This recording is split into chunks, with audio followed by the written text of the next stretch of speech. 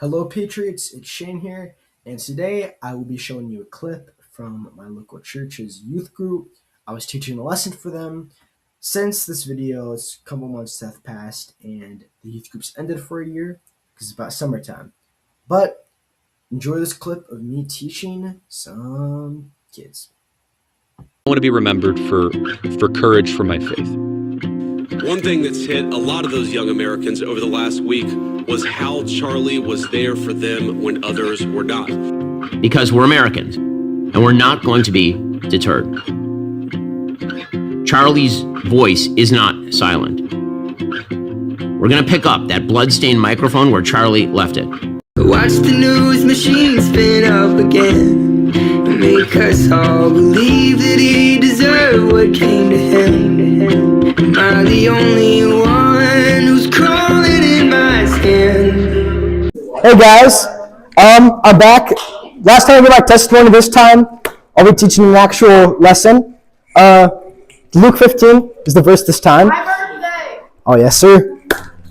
So before we start, I want to tell you guys a little story back from when I was in middle school. So, here's an image of me back in middle school.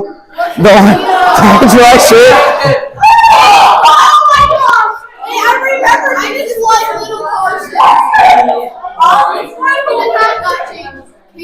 Let's start on the left there. Oh, wait. To your shoulder.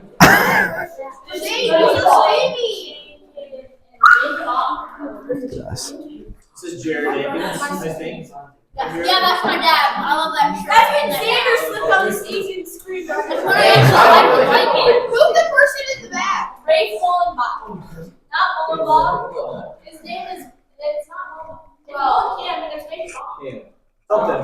I'm a Mullenbaugh. Here we go. Alright, so the story is back actually when it last, like I think it was my 8th grade year, and it's during this trip.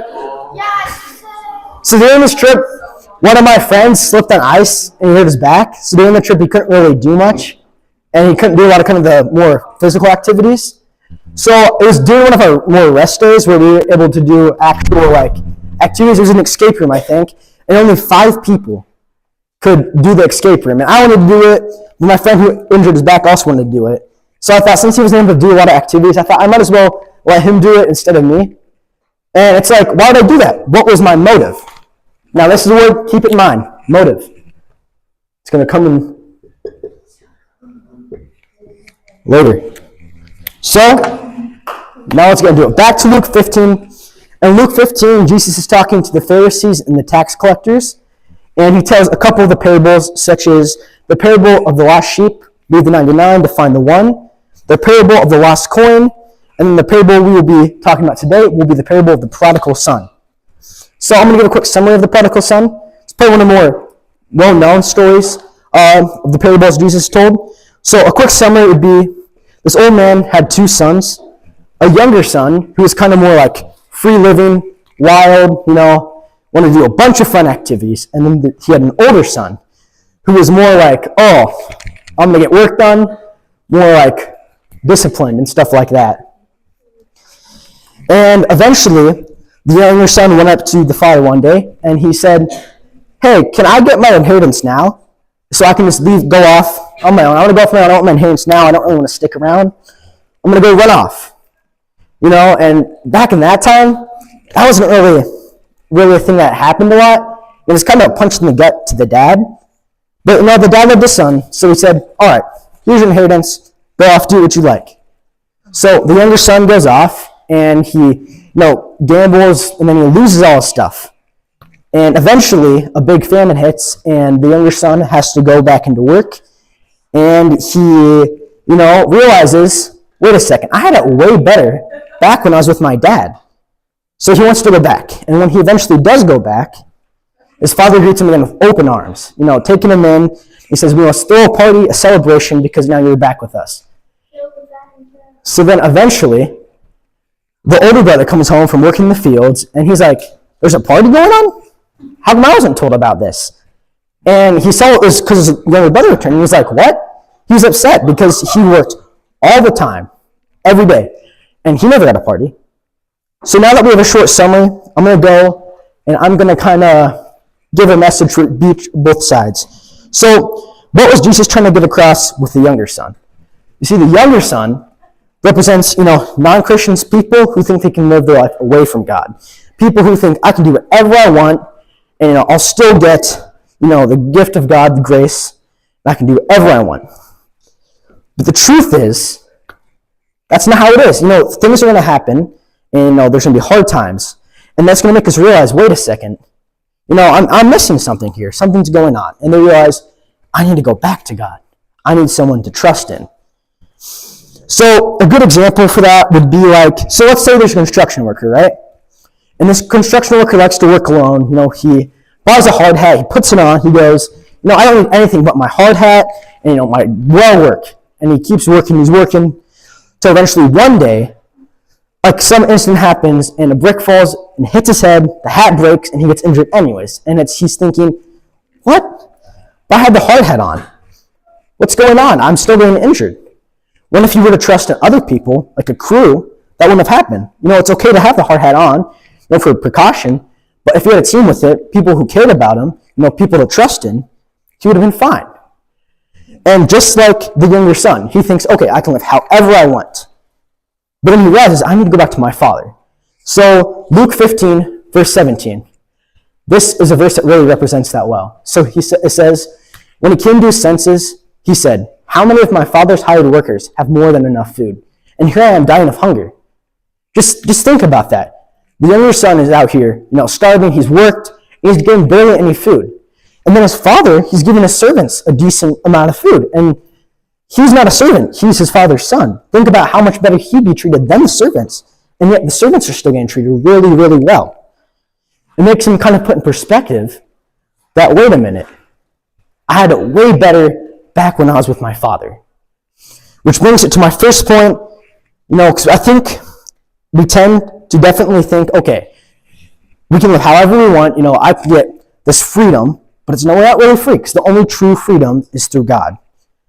And, we don't earn that through anything else but just His grace.